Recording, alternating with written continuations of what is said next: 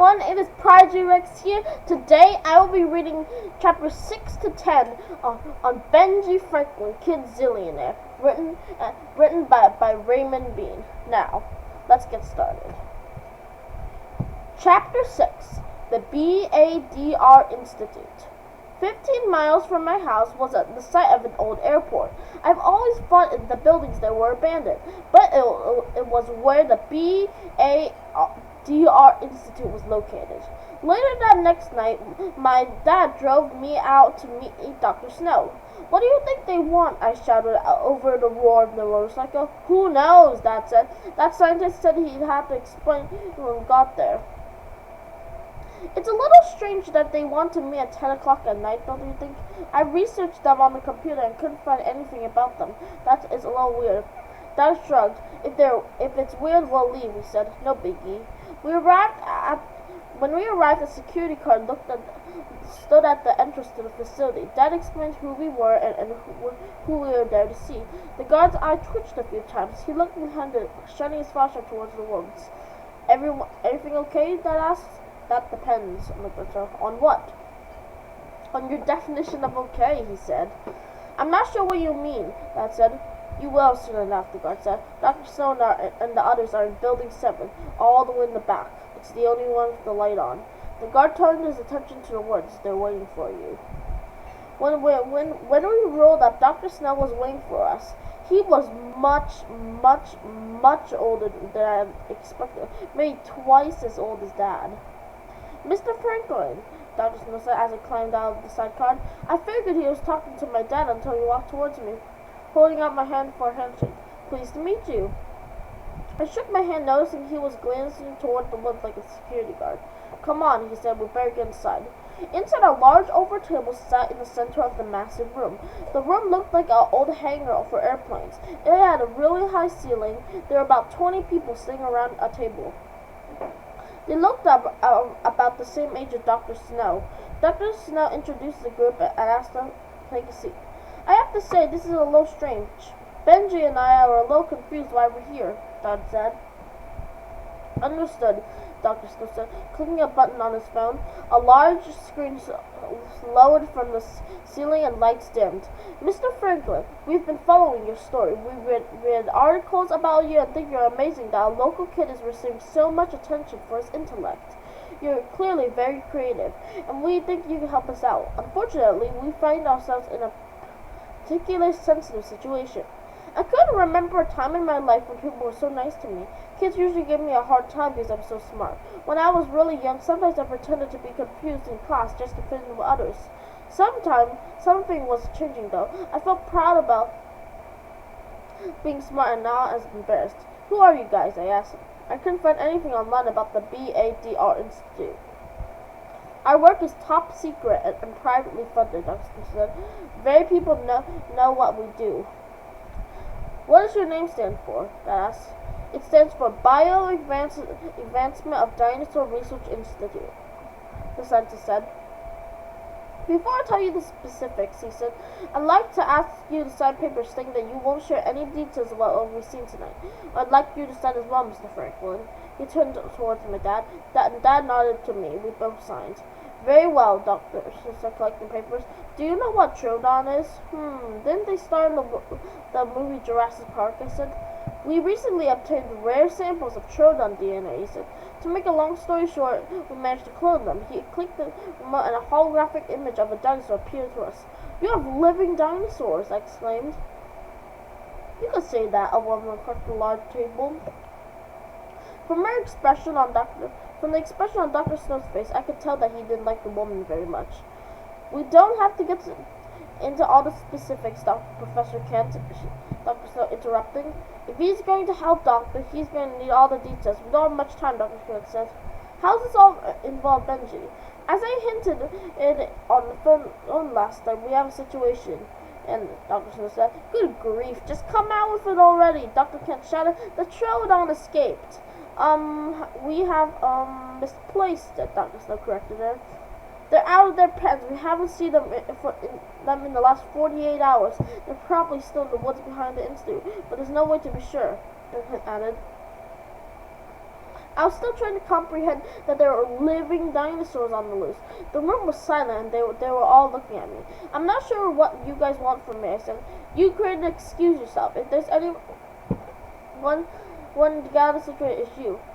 Dr. Snow seemed very worried at the moment. It was like he was a kid that got in trouble and couldn't get himself out. And Dr. kept acting like his mother, although she obviously wasn't. You created an app in my 6th grade 10th class. I'm not a scientist or anything. Yes, but you're an expert on creating excuses. Dr. said, we're going to need several if we're going to keep this from the public. Do you know what will happen if people learn prehistoric beasts are roaming around the city? I can't imagine they'll be too happy, Dad said. Kennan added, Benji, catching these dinosaurs isn't going to be easy. They're highly intelligent, and the land behind our facility extends for miles. If we don't catch them soon, they'll make contact with the people, and then we'll have a much bigger problem on our hands. Dr. Snow agreed. We have to catch them in a way that no one knows this little mishap ever took place. We want to continue to study the Troodon secretly in another place. If the public learns about their existence, we'll never have peace again, and the Troodon will be doomed. I didn't want to be rude or anything, but I have to hope. I hope you guys don't take this the wrong way, but if you're clever enough to clone dinosaurs and figure out how to live dinosaurs, shouldn't you be able to figure out a way to catch them without my help? We didn't clone them, Benji, Dr. Kid said. Dr. Snow, who happens to be very wealthy, paid the world's leading biologist to clone the Troodon. Once the Troodon's dinosaurs escaped, she said, the scientists are afraid of getting into trouble, so they bailed us out. They left us to clean up the mess. So if you hired scientists to work, what are you guys? We're paleontologists, Benji. We know a lot about dinosaur bones and their history, but not a whole lot about how to handle them if they're alive. You're young enough to appreciate dinosaurs, Benji said. We're afraid if we share adults on this situation, they will just want to capitalize on it and make money. We just want to catch the Troodon safely and continue our research, not exploit them or cause any more harm. It's gotta be you. You may be our only hope. Chapter 7. The Troodon's Solution. Sometimes when I'm solving a problem, my mind takes over. I can't hear anything else around me. It helps when I'm solving puzzles and complex problems. My mind visualizes the solution one piece at a time. I can see a bunch of different images in my head. The images swirl around my head independently of one another. If I concentrate hard enough, I always find a way to connect them together and find a situation. My mother says that when I was really young, I used to call this process chicken and idea soup. Even today, when I get into deep concentration while solving a problem, I says I'm making soup. It happens at the table. It can be done. I was aware that the dad and the scientists were still talking about it. I lost my focus to hear what they're saying. There's so many things running through my mind, it was hard to keep them up. I envisioned myself capturing the Troodon and sending them somewhere safe. My mother was proud of me. In fact, I'll click. I see it! I started stepping on my hands. You see the Troodon? Papa asked, turning around. A solution, I said. I think I'm going to solve the problem, but I'm going to need a few things first. Just like that, you figured out a solution? Dr. Kid asked. What do you need? Dr. Snow asked. I grabbed a piece of paper and a pen and a sheet of paper from the table and wrote my list. It was like a dream. I knew if I didn't write down my journal, I might forget everything. First, something important. 15,000 square feet of clear, high-security glass. One remote control helicopter with video camera. One crew of carpenters/painters. One crane. One large bed truck. $6 million in cash. 75 to 100 dairy cows. 150 to 200 chickens. He slipped a note to Dr. Snow. Chickens, he said. You need chickens and cows, and we're gonna need to do it right. I said, it's not for me. It's not for me. It's for the greater good. This will be expensive, Dr. Snow said. Brain power isn't cheap, I asked, acting confident. And you can guarantee no one can learn about the Troodon? Unless someone here tells them about it, I can guarantee. Can you guarantee the safety of those chickens as well, she added? I'm not prepared to answer the question at this point. Personally, I'm not sure that if you can clone a dinosaur successfully.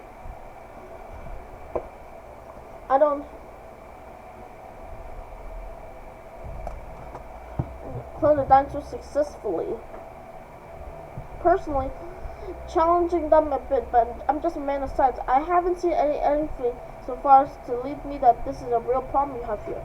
Oh, I wish I were making this up, Mr. Franklin. So you see, seeing Troodon quite real. Well, that's what you have to do to capture. I have to do this quick, or no one will ever learn this happened. Do you have a solution, an excuse, and any commotion we might cause? You got a deal. A younger man who's been sitting quietly. Let's see how the kid plans to capture the Troodon. The lack of white hair on his head meant he was the youngest in the room, except for me, of course. I don't want to know, Professor Clay. If the Troodon damage hurts someone, it'll cost far more than what Benji's asking. I'll order materials right away. We'll send you a bill when the Troodon are all bolted and safely in their cages.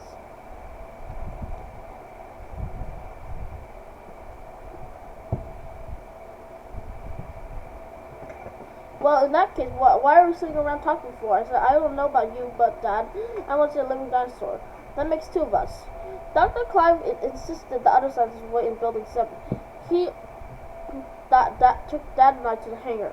We walked for several minutes down a long narrow trail behind the orderlies to the clearing. Was this the old runway? Was this an airport? I asked, glancing at the airport. Yep, Dr. Clive said, pointing at the old airplane hangar on the far side.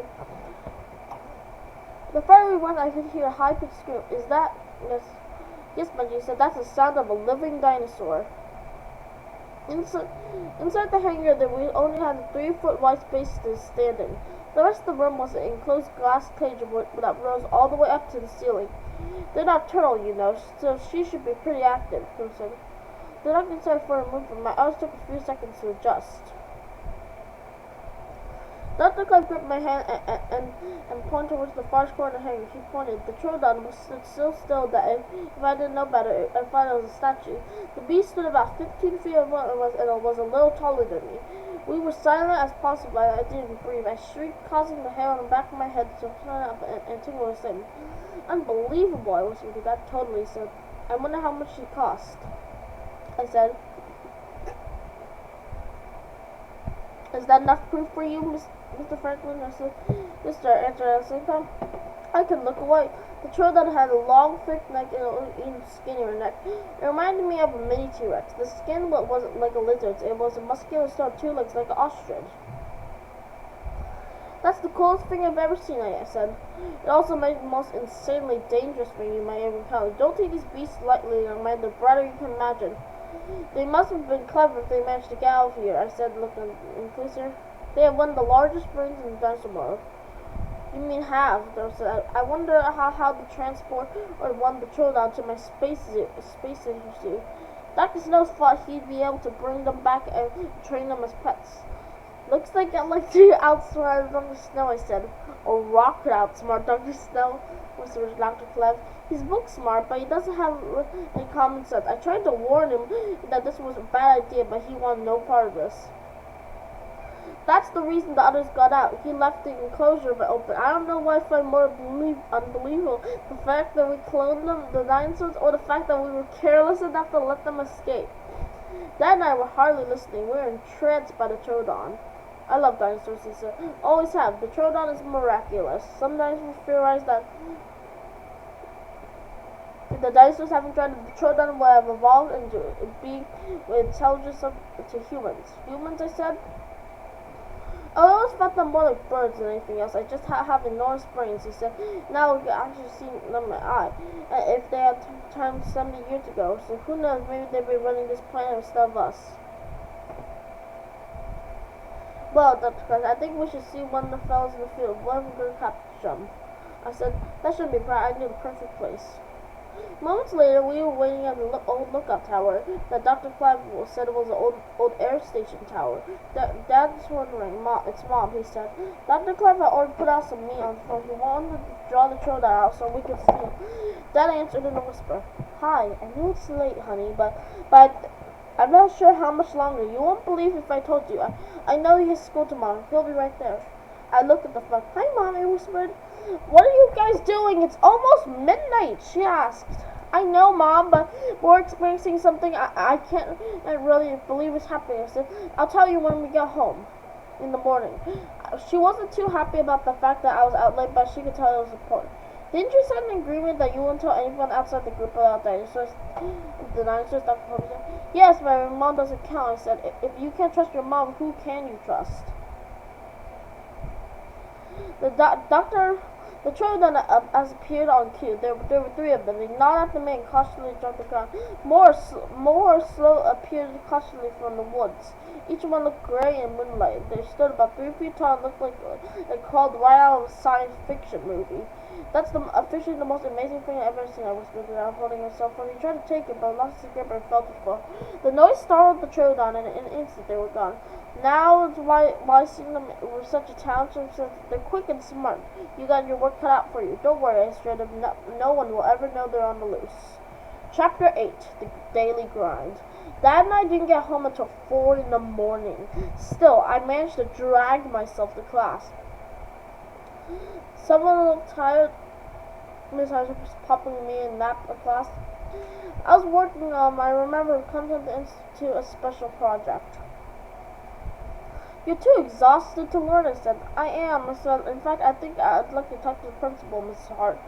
Can you please call me down to her office, see if Mrs. Penny will meet me? Mrs. Hart looked shocked. She stared at me for a moment as if she said a foreign language she didn't understand. What did you ask, Benji? Are you sure you don't mean the nurse? No, I'd like to see Mrs. Penny, the principal, I said, repeated, please.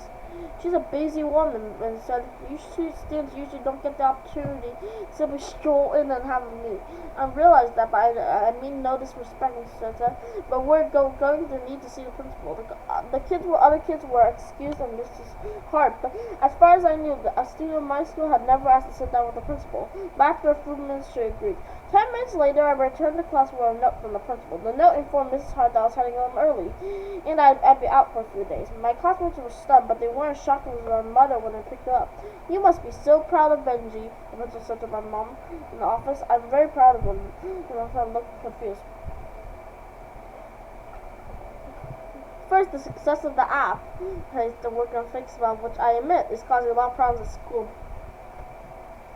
But at the same time, it's raising some interesting conversations about honesty in the classroom.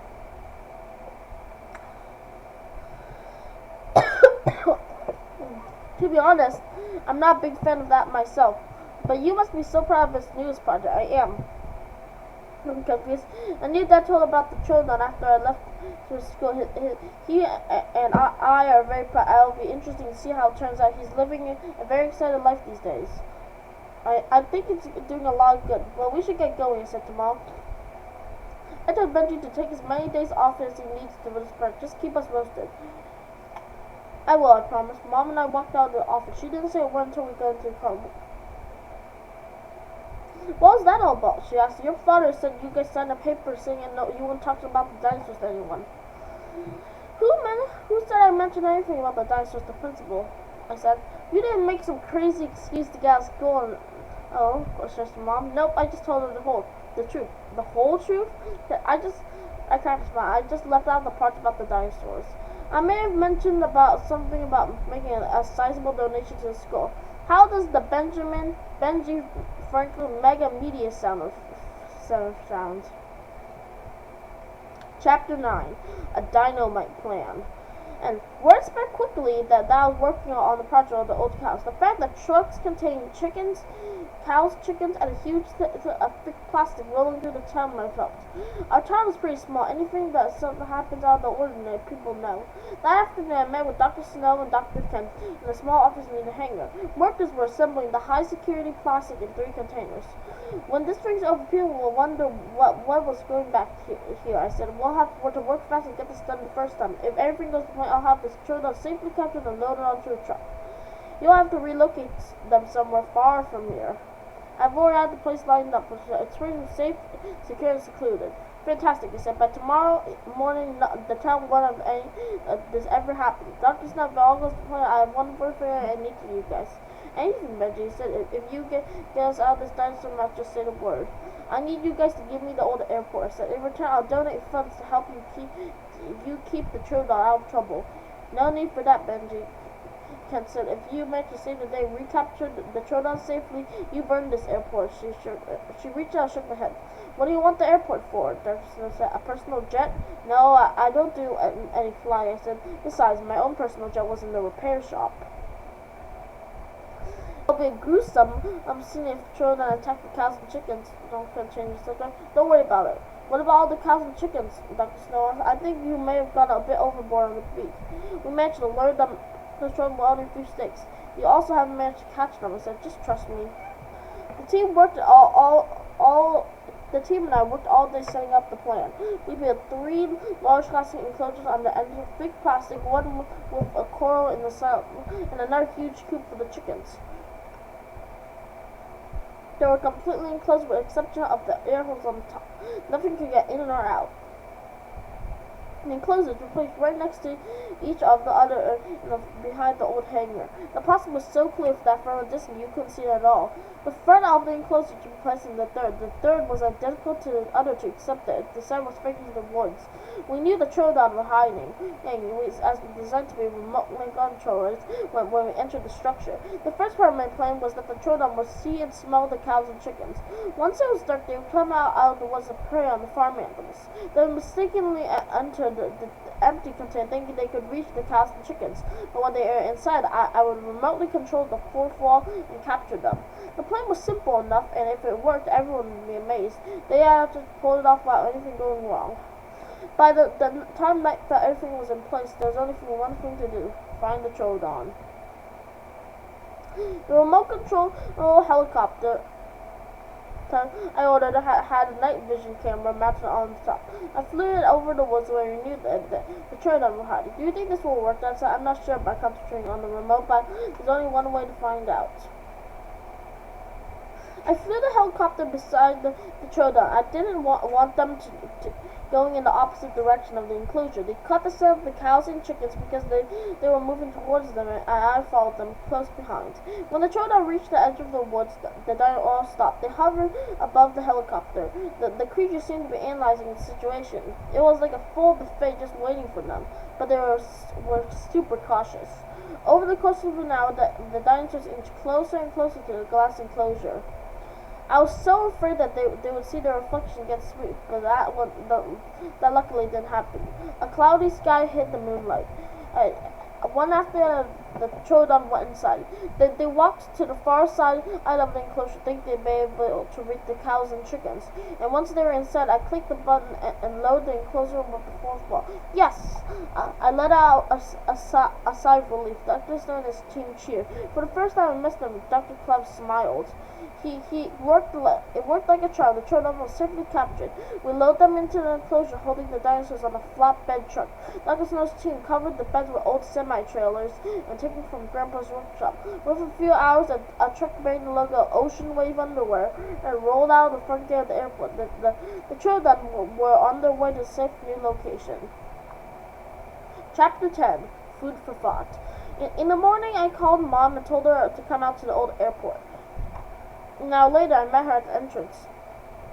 Everyone had gone with Dr. Snow except the Troodon at the new location. Dad and I spent the night at the old airport and completed the second phase with the carpenters.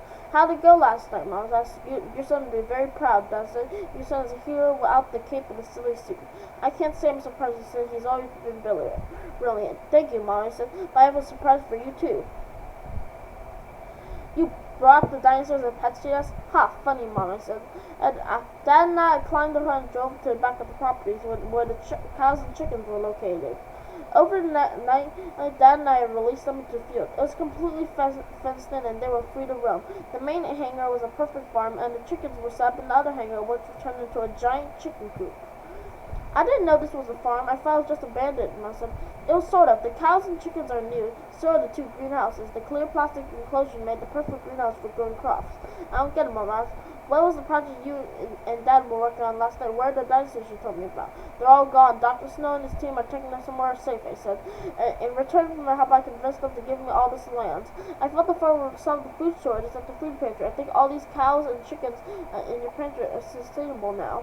What are you talking about, my champ? Remember when I told you I found a better way? I'm saying the farm is yours.